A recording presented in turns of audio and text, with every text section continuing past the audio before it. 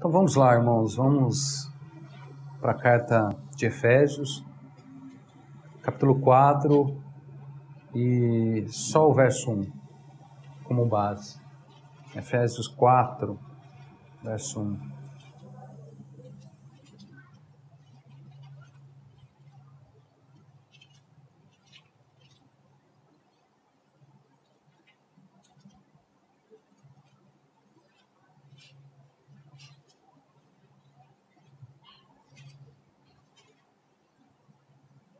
Efésios 4, verso 1.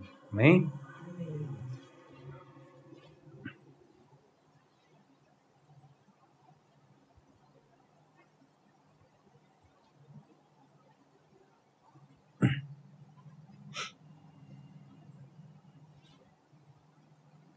Efésios 4, verso 1, diz assim: Rogo-vos, pois, eu, o prisioneiro no Senhor, que andeis de modo digno da vocação a que fostes chamados.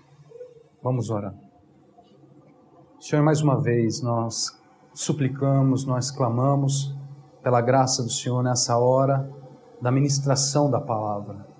Nós pedimos que esta palavra, ela venha, ela encontre as nossas vidas por meio da ministração do Senhor sobre nós, por meio da ação do Teu Espírito, do falar do Teu Espírito. Seja o Senhor a falar conosco, seja o Senhor a ministrar, traga vida através da palavra. Nós te suplicamos, porque precisamos da palavra que procede da Tua boca, Senhor, para caminhar nessa vida, para continuar, para perseverar, para seguir em frente, para cumprir os Teus propósitos, para conhecer-te mais, para andar contigo. Precisamos que o Senhor fale ao nosso coração. Então, sê conosco nessa hora, nós te pedimos, em nome de Jesus. Amém. Bom, irmãos, na carta de Efésios há um apelo que, com certeza, ele se relaciona a todos nós, cristãos, né? A todo cristão. Paulo diz assim, repare como é um apelo. Ele diz: rogo-vos, pois eu, prisioneiro no Senhor, que andeis de modo digno da vocação que fostes chamados.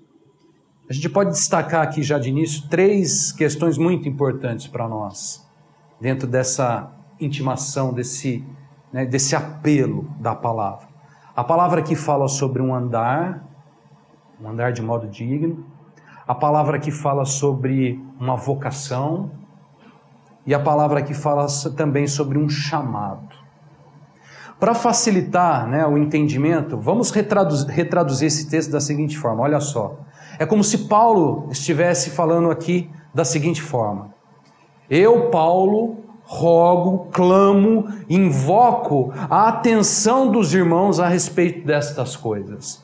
Todos nós cristãos temos sido vocacionados a um chamado. Tendo em conta esse fato, devemos então andar de modo digno. Ou seja, devemos então andar de modo honroso, que condiz com esta vocação, com este chamado. Irmãos, no estudo de hoje, com a graça de Deus, a ideia é analisar um pouco sobre esta vocação, esse nosso chamado, que todos nós estamos relacionados a ele. E a pergunta que a gente deve responder é a seguinte: a que temos sido chamados? A que temos sido vocacionados? Ou seja, em outras palavras, o que é essa vocação? O que é este chamado que envolve a cada um de nós cristãos? Paulo fala isso à igreja.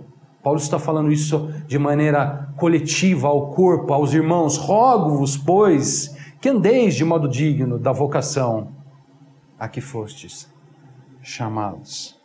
Para responder, irmãos, isso, vamos olhar um pouco para a carta de Romanos, onde a gente vai encontrar 3 aspectos fundamentais deste nosso chamado.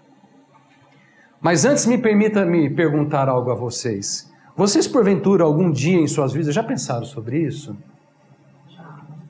Sobre a sua vocação no Senhor? O seu chamado no Senhor? Irmãos, eis aqui algo essencial e determinante para a vida de todos nós cristãos. Guarde isso, todos nós cristãos, no Senhor temos sido vocacionados e chamados. Todos nós. Então vamos lá, vamos entender um pouco sobre essa vocação, vamos entender um pouco mais sobre este nosso chamado. Abre comigo agora Romanos, capítulo 1, verso 1 a 7. E já eu quero dizer aos irmãos que hoje a gente vai estudar, tá? Então estejam preparados e atentos, porque hoje a gente vai correr vários textos. Romanos 1, verso 1 a 7.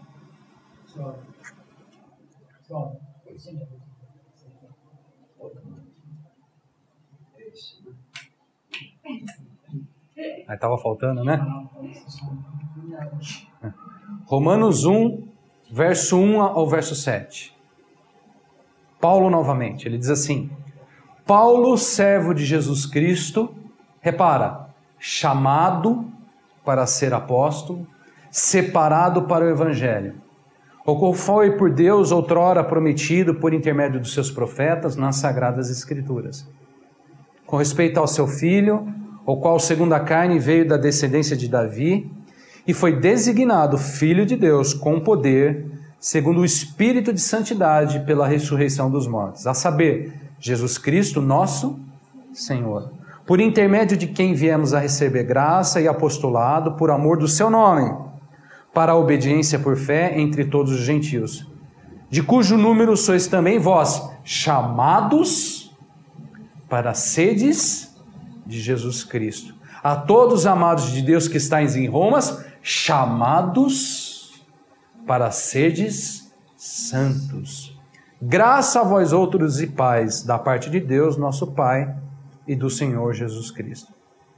Não sei se você reparou, mas esse texto de Romanos, ele nos revela o que, ao meu ver, são os três aspectos fundamentais do nosso chamado, da nossa vocação em Cristo Jesus. Quais são eles, esses três aspectos fundamentais do nosso chamado? Primeiro aspecto, a palavra aqui fala sobre ser chamado para o Evangelho de Deus. No verso 1 ele diz assim: Paulo, servo de Jesus Cristo, chamado para ser apóstolo, separado para o Evangelho de Deus. Esse é o primeiro aspecto.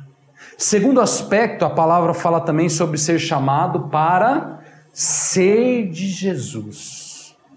Verso 6 diz: de cujo número sois também vós, chamados para serdes de Jesus Cristo. É um chamado isso. E o terceiro aspecto, a palavra aqui fala também, por último, sobre ser chamado para ser santo. Verso 7. A todos amados de Deus que estáis em Roma, chamados para serdes santos. Três aspectos, irmãos, fundamentais do nosso chamado, da nossa vocação. Chamado para o Evangelho, chamado para ser de Jesus, chamado para ser santo, chamado para o Evangelho, chamado para ser de Jesus e chamado para ser santo. Vamos analisar por partes. Primeiro aspecto, irmãos, chamado para o Evangelho. O que isso significa? Vamos ler de novo, verso 1 a 5.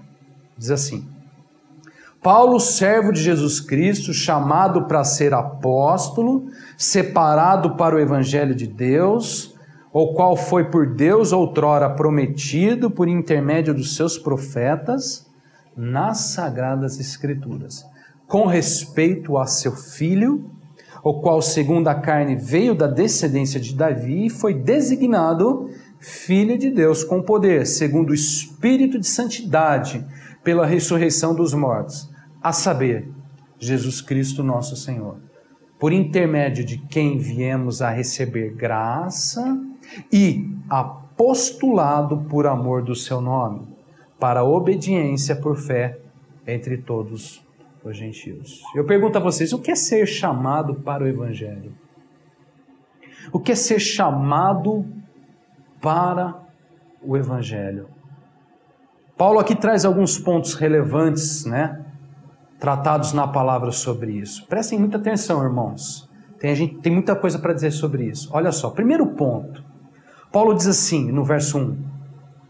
Paulo, servo de Jesus Cristo, chamado para ser apóstolo, separado para o Evangelho de Deus. Paulo, falando aqui sobre a sua experiência particular, ele testemunha dizendo ter sido o quê? Chamado para ser apóstolo e separado para o Evangelho de Deus. O que este ser apóstolo, irmãos, na experiência do apóstolo Paulo, porque ele, né, na sua experiência particular, foi chamado para ser apóstolo. O que esse ser apóstolo representa? O que isso representa? Três coisas, três questões. Primeiro, ser apóstolo, irmãos, representa a identidade de Paulo em sua individualidade como membro do corpo de Cristo. O que significa? Vamos entender.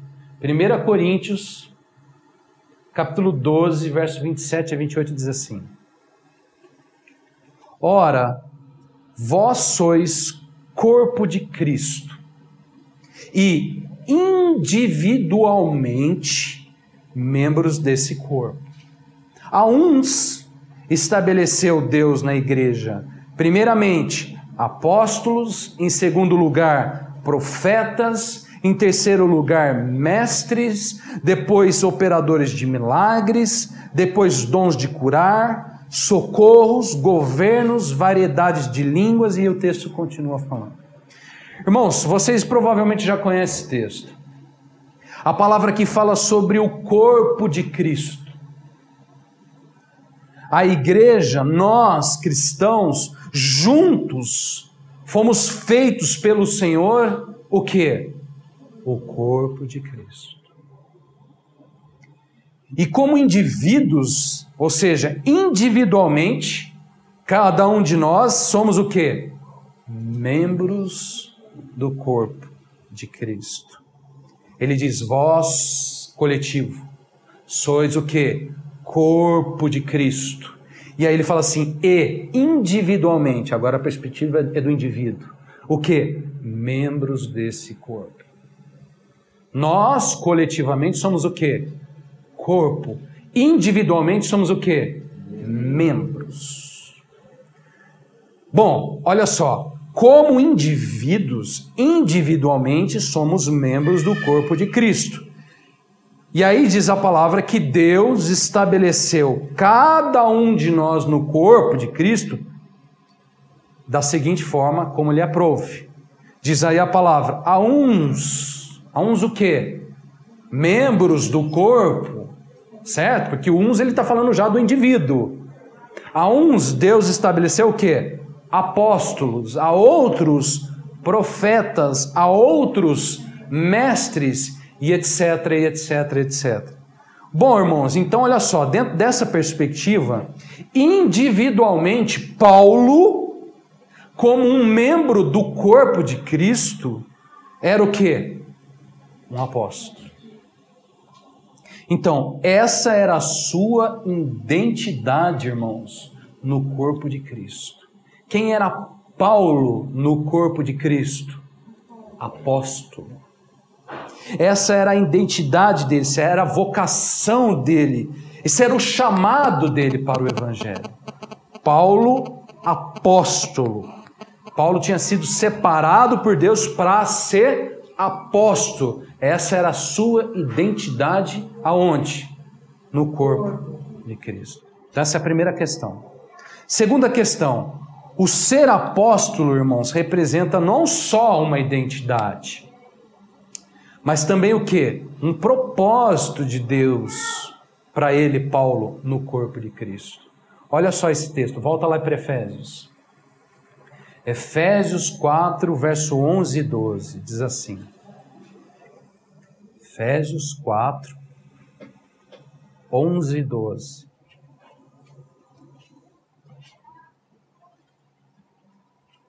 Olha só. Ele mesmo quem? O Senhor concedeu uns para apóstolos, outros para profetas, outros para evangelistas, e outros para pastores e mestres. Com o quê? Com vistas ao aperfeiçoamento dos santos, para o desempenho do seu serviço, para a edificação do corpo de Cristo. Como um apóstolo em Cristo, Paulo servia a um propósito, irmãos. Que propósito é esse? O aperfeiçoamento dos santos. A edificação do corpo de Cristo. Ao ser vocacionado a apóstolo, Paulo foi chamado ao desempenho de um serviço, como diz aí, com vistas, com o objetivo do quê? No próprio corpo de Cristo. Então, irmãos, o que o ser apóstolo representa? Ser apóstolo representa estar inserido aonde? Num propósito divino de Deus em relação ao quê? Ao corpo de Cristo. Para o aperfeiçoamento dos santos, para a edificação do quê? Do corpo de Cristo. Segunda questão, então, propósito. Terceira questão, ser apóstolo, irmãos, também representa, sabe o quê? Uma resposta de amor ao nome de Cristo. Lá no texto de Romanos que a gente leu, olha só, Romanos 1, volta para Romanos agora. Nos versos 3 a 5. Aliás, Romanos você pode deixar sempre aí, tá? Marcado. Romanos você deixa marcado. Que a gente vai correr os textos, eu sei que é difícil. Mas olha só, Romanos 1, no verso 3 a 5, Paulo diz assim: com respeito a seu filho, ao qual segundo a carne veio da descendência de Davi, foi designado filho de Deus com poder, segundo o Espírito de santidade, pela ressurreição dos mortos, a saber, Jesus Cristo nosso Senhor, por intermédio de quem viemos a receber graça, agora olha só, e apostolado por amor do seu nome, para obediência por fé entre todos os gentios. Paulo, irmãos, entendia que o seu apostolado, além de ser uma identidade e um propósito em Cristo, além disso, ser apóstolo era, na verdade, também o quê? Uma resposta que ele, Paulo, olha só, dava por amor do nome do Senhor. Como Paulo respondia à sua vocação, ao seu chamado? Respondia com o quê? Com amor. Respondia por amor. Ele diz, por intermédio de quem viemos a receber graça, e apostolado, por amor do seu nome. Então, irmãos, olha só, até esse ponto, olha que interessante. O que a gente já pode entender sobre ser chamado para o Evangelho? Ser chamado para o Evangelho é ser chamado a uma identidade, a um propósito e a uma resposta de amor em Cristo. O que é ser chamado para o Evangelho? Chamado a uma identidade, a um propósito e a uma resposta de amor em Cristo. E aí eu pergunto para vocês, como um membro do corpo de Cristo que sois, Ora, vós sois o quê? Corpo de Cristo, E membros do corpo de Cristo, diz a palavra. Qual é o seu chamado para o Evangelho? Ou seja, qual é a sua identidade no corpo de Cristo? Qual é o seu propósito no corpo de Cristo? E qual é a sua resposta por amor a Cristo? Entende? Qual a sua identidade? Vós sois corpo de Cristo, certo? Vós sois membros do corpo de Cristo. Vós sois corpo de Cristo. Qual a sua identidade no corpo? Qual é o seu propósito no corpo? Qual a sua resposta por amor a Cristo? Permita-me falar, irmãos, abertamente para vocês sobre isso. Se você ainda não tem resposta para essas perguntas, ou seja, se você ainda não tem certo sua identidade, seu propósito e a sua resposta diante do corpo de Cristo, diante de Cristo, ouça o que eu vou dizer. Você vive alheio à vida de Deus. Por quê, irmãos? Você sabia que a palavra, ao falar disso, conclui para não sermos ignorantes sobre estas coisas? Olha só, volta para Efésios, me deixa aí Romanos, mas olha só, repare novamente aquele texto. O mesmo texto que nós lemos, mas olha a continuação dele. Efésios 4, 11 a 18 diz assim: Ele mesmo concedeu uns para apóstolos, outros para profetas, outros para evangelistas e outros para pastores e mestres, com vistas ao aperfeiçoamento dos santos, para o desempenho do seu serviço, para a edificação do corpo de Cristo. Olha só, o que ele está falando? Ele está falando exatamente sobre o corpo. Ele está falando exatamente sobre como ele estabeleceu o corpo, como ele dividiu os membros do corpo, não é verdade?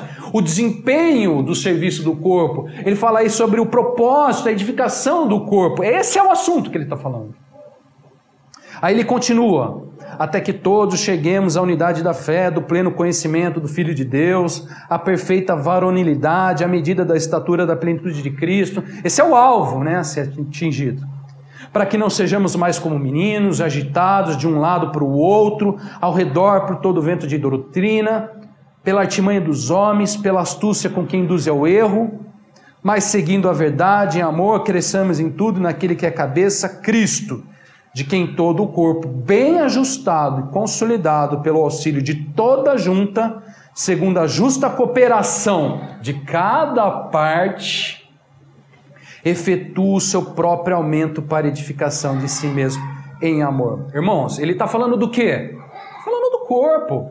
Ele está falando da edificação do corpo. Ele está falando de como Deus estabeleceu uns para apóstolos, outros para mestres, né, com vistas à edificação do corpo até a plenitude. Ele está falando sobre isso, ele está falando sobre a justa participação de cada parte, de cada membro do corpo. Ele não está falando sobre isso? Ele está falando sobre isso. Agora olha só o verso 17. Isto, portanto, digo e no Senhor testifico. Esse portanto, irmãos, ele está relacionado ao quê? A tudo isso que nós vimos agora. Ele está falando sobre o quê? O corpo de Cristo. Agora olha só. Isto, portanto, digo e no Senhor testifico, que não mais andeis como também andam gentios, na vaidade dos seus próprios pensamentos, obscurecidos de entendimento, alheios à vida de Deus por causa da ignorância em que vivem, pela dureza do seu coração. Por que isso está aí, irmãos? Por que está essa chamada, essa exortação, essa demonstração aí? Está relacionado ao quê? Ao que isso está relacionado, irmãos? A edificação do corpo. A justa cooperação de cada parte, que ele fala aí, irmãos, no verso 16. Paulo, irmãos, nessa carta de Efésios, né, ao tratar dessas coisas, ele conclui dizendo para irmãos, para nós não vivermos na ignorância dessas coisas. E isso seria, segundo aqui a ótica de Paulo, que ao meu ver é inspirada por Deus, né? E isso seria viver obscurecido de entendimento. Isso seria viver alheio à vida de Deus. Isso seria viver como os gentios, no corpo, mas vivendo como gentios. Membro do corpo de Cristo, mas vivendo como os gentios. Vocês entendem isso, né? Entendem a importância disso? Nem todos, irmãos, no corpo de Cristo são chamados para apóstolos. Nem todos no corpo de Cristo são chamados para ser mestres. Nem todos para ser pastores. nem todos para milagres, socorros. Irmãos, nem todos, porque a uns Deus estabeleceu assim, a outros assado, é a identidade, cada um tem a sua identidade no corpo. Mas o fato é o seguinte, se você é um membro do corpo de Cristo, certamente há uma identidade para você nesse corpo. Pode não ser apóstolo, pode não ser mestre, mas há uma identidade para você nesse corpo. Você pode não ser apóstolo, mas certamente foi estabelecido por Deus no corpo. Com vista ao quê? Ao aperfeiçoamento dos santos. A edificação do corpo. Nós podemos viver, irmãos, na igreja, completamente alheio a essas coisas. Não tem o ministério, né? A minha vocação é esquentar a banca, né?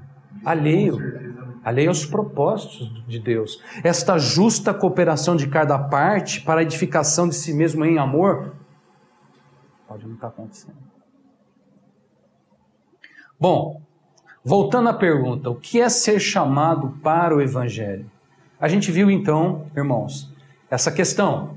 Ser chamado para o Evangelho é ser chamado a uma identidade no corpo, é ser chamado a um propósito no corpo, é ser chamado, não é mesmo, para uma resposta em amor a Cristo Jesus. Mas não é só isso. Há 3 mais pontos relevantes sobre essa questão. Olha só que interessante. Quais são eles? Volta lá para Romanos, capítulo 1, verso 5.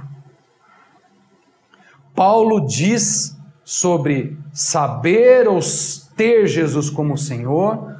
Paulo diz sobre viver por intermédio de Cristo e sua graça, e Paulo diz sobre viver para a obediência por fé. Isso também são perspectivas desse chamado para o Evangelho. Olha só, ele diz assim: Paulo, servo de Jesus Cristo, chamado para ser apóstolo, separado para o Evangelho, o qual foi por Deus outrora prometido por intermédio dos seus profetas nas Sagradas Escrituras. Até aí a gente já entendeu. Aí ele continua, com respeito ao seu filho, o qual segundo a carne veio da descendência de Davi e foi designado filho de Deus com poder, segundo o Espírito de santidade pela ressurreição dos mortos, a saber, Jesus Cristo, nosso Senhor, por intermédio de quem viemos a receber graça e apostolado por amor do seu nome, para a obediência por fé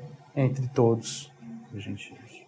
Ao falar, irmãos, sobre o chamado para o Evangelho, a palavra fala sobre ser apóstolo, sobre ser separado para o Evangelho, mas a palavra também fala sobre a respeito do Filho de Deus, com poder, sendo Ele nosso Senhor. A palavra fala também sobre recebermos graça por intermédio dele, e a palavra fala sobre viver em obediência por fé. Irmãos, então olha só, concluindo, o que é ser chamado para o Evangelho? Ser chamado para o Evangelho, em resumo, é uma consciência de uma identidade e um propósito no corpo de Cristo, uma resposta por amor a Cristo, é saber, é conhecer, é ter Jesus, o Filho de Deus, como Senhor, é viver por intermédio de Cristo e sua graça. Paulo diz, por intermédio de Cristo viemos a receber graça, e é também viver em obediência por fé, para a obediência por fé entre todos os gentios. Pergunto, quantos aqui têm recebido esse chamado para o Evangelho? Quantos? Quantos aqui têm sido chamados para ter uma identidade e um propósito no corpo de Cristo? Quantos aqui têm sido chamados para responder por amor a Cristo? Quantos aqui têm sido chamados para ter Cristo como Senhor? Quantos aqui têm sido chamados para viver pela graça? Quantos aqui têm sido chamados para viver em obediência por fé. Quantos? Todos. Todos nós. Todos nós recebemos o chamado do Evangelho. Chamados para o Evangelho. Todos. Todos nós. Todos nós. Todos nós. Bom, esse foi o primeiro aspecto. Vocês entenderam, irmãos? Esse é o primeiro aspecto fundamental do nosso chamado. Ser chamado para o Evangelho. Que vai além, irmãos, da questão ministerial. Vocês perceberam isso? Vai além daquela questão ministerial, né? Do apostolado, do mestre, do pastor. Vai além disso. Por quê? Ele fala sobre viver por fé, ele fala sobre viver em obediência, ele fala sobre viver pela graça, ele fala sobre ter Cristo no Senhor, ele fala em responder por amor ao Senhor. Então vai além da questão ministerial. A questão ministerial está inserida nesse contexto, nesse aspecto, mas vai além disso, é mais amplo que isso. Bom, vamos agora falar um pouco sobre o segundo aspecto. Agora fique tranquilo que é bem mais rápido e bem mais fácil. Olha só, segundo aspecto qual é? O primeiro é ser chamado para o Evangelho. O segundo é ser chamado para ser de Jesus Cristo. Romanos 1,6 diz assim: de cujo número sois também vós chamados para serdes de Jesus Cristo. A pergunta agora é a seguinte, né? O que é ser chamado para ser de Jesus Cristo? O que é ser chamado, irmãos, para ser de Jesus Cristo? Tem muita gente na igreja que fala assim: não, eu não tenho chamado. Já ouviu isso? Você já ouviu isso? Eu não tenho chamado. O que é isso, irmãos, quando uma pessoa fala isso? Em uma palavra, resuma. Ignorância. Eu não tenho chamado. Ah, não. Romanos 1,6. Chamados para sedes de Jesus Cristo. Hã? Ou é de outro, então. Bom, o que é ser chamado para Jesus Cristo? Alguém ousaria dizer? O que é ser chamado para ser de Jesus Cristo? Por que a gente tem um chamado para ser dele, né?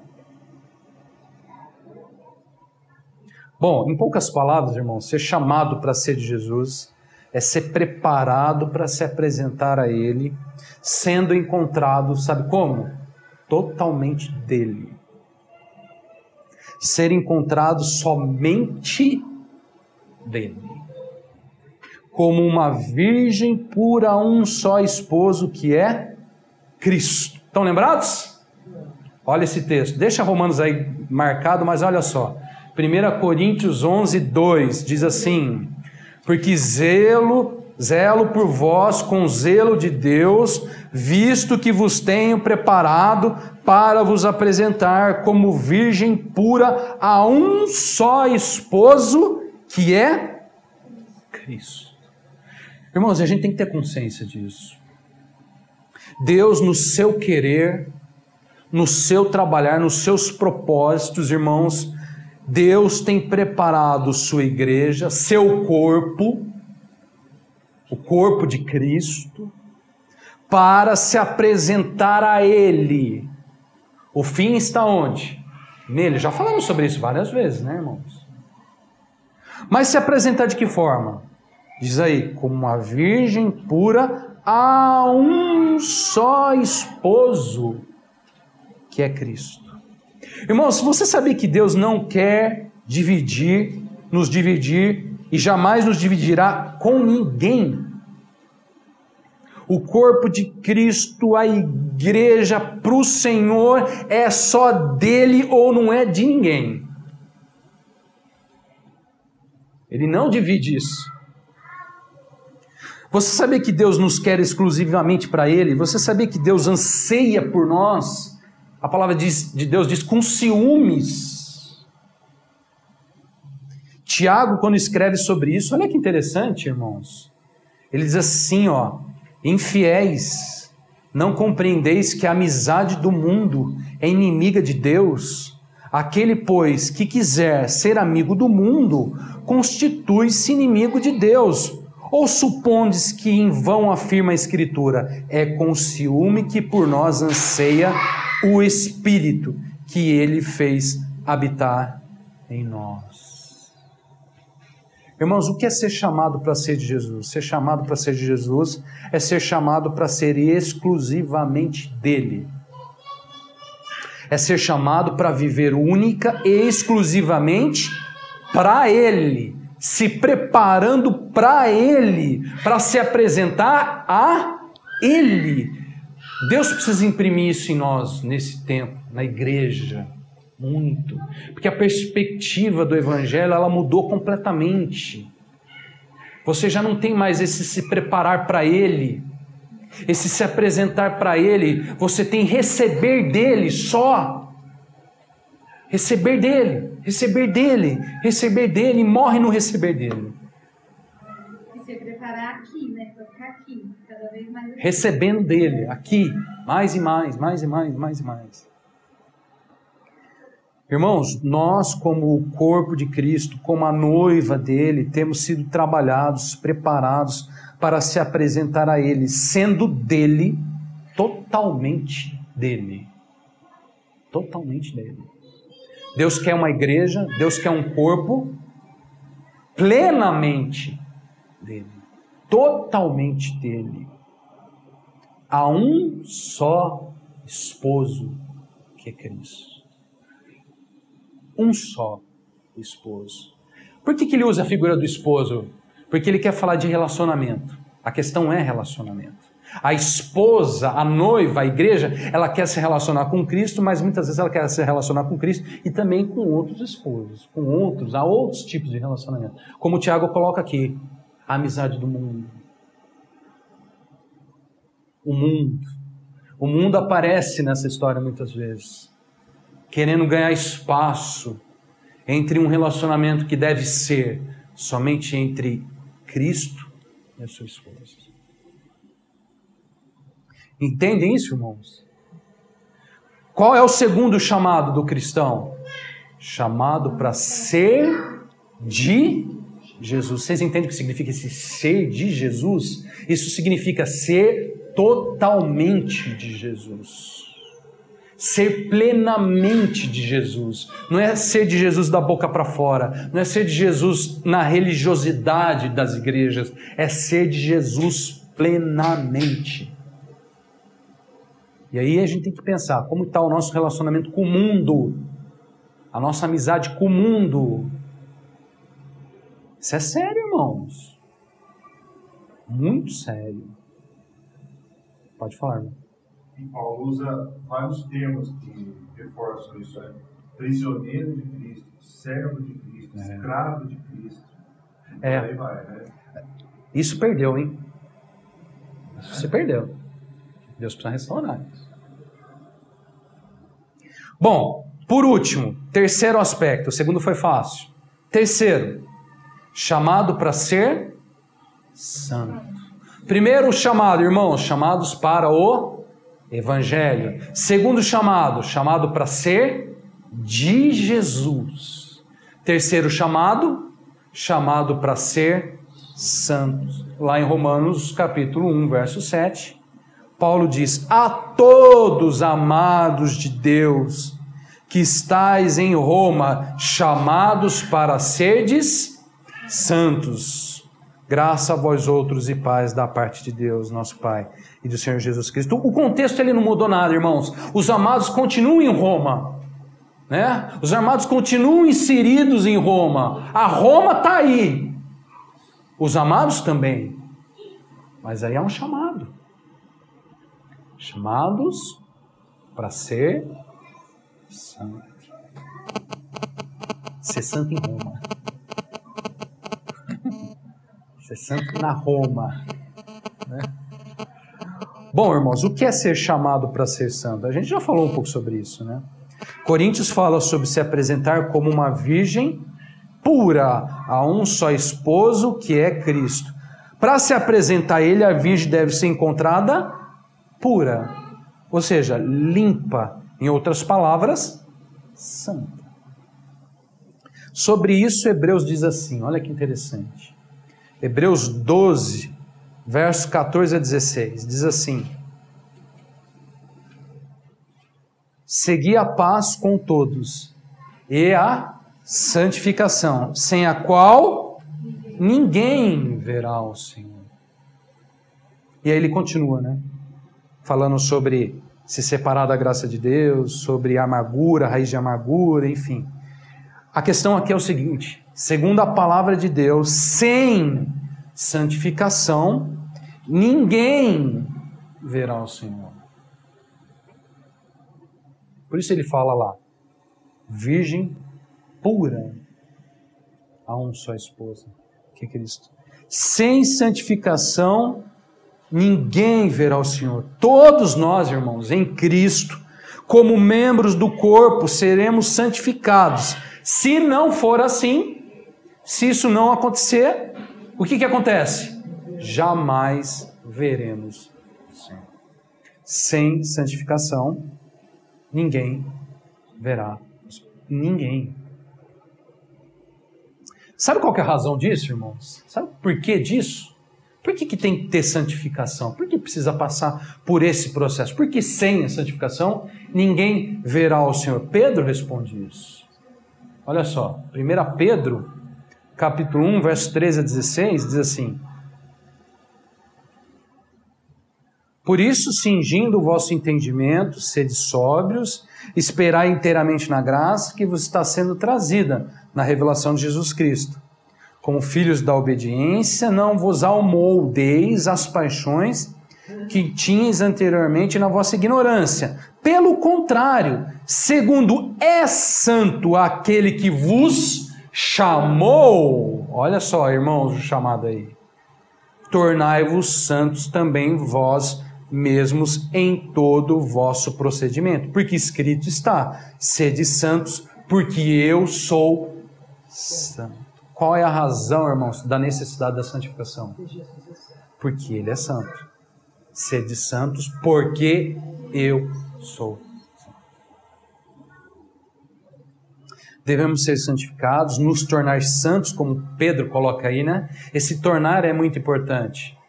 Porque a gente vem de um estado que nós não somos, né? O estado original do homem em pecado é completamente o contrário à questão da santidade. Então ele precisa tornar-se santo, que é o processo da santificação. Sem santificação, sem tornar-se santo, ninguém verá o Senhor. Somos chamados, irmãos, a ser santos. Paulo em Romanos diz, chamados a ser santos. Por quê? Porque Ele quer que sejamos como Ele é santo. Ele é santo. Entende isso, irmãos? Bom, então encerrando, olha que interessante. Efésios 4:1, que nós lemos lá no começo, diz: rogo-vos, pois eu, prisioneiro no Senhor, que andeis de modo digno da vocação a que foste chamados. Pergunta agora, a que vocação fomos chamados? Somos chamados para o Evangelho de Deus? Somos chamados para ser de Jesus Cristo? Somos chamados para ser santos. Esses são os aspectos fundamentais, irmãos, do nosso chamado. De quem? Do nosso. Todos nós cristãos em Roma, os amados em Roma, temos sido chamados a esta vocação. Entendem isso? Amém? Então vamos orar.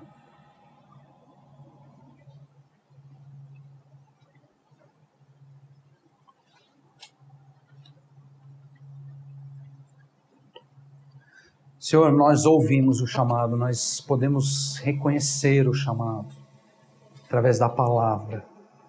A palavra nos deixa claro o nosso chamado, a nossa vocação. Sem dúvida, todos nós aqui temos sido chamados para o Evangelho, temos sido chamados para ser do Senhor, de Jesus, e temos sido chamados para ser santos. Todos nós. Senhor, ajuda-nos a viver como diz a palavra, de modo digno da vocação que fostes chamados, como diz a tua palavra. Que essa palavra ela se cumpra nas nossas vidas. Viver de modo digno da vocação que foste chamados. Sê conosco, Senhor, em misericórdia, em graça, em socorro, porque nós hoje, igreja, precisamos do seu socorro, precisamos da tua misericórdia, precisamos da tua atenção, precisamos do teu resgate, precisamos da tua reconciliação, precisamos da tua santificação, precisamos da tua presença, da tua vida, talvez mais do que qualquer outro tempo em toda a história da humanidade. Sê conosco, nós te pedimos, ó Pai, em nome de Jesus, para ti mesmo oramos. Amém. Amém.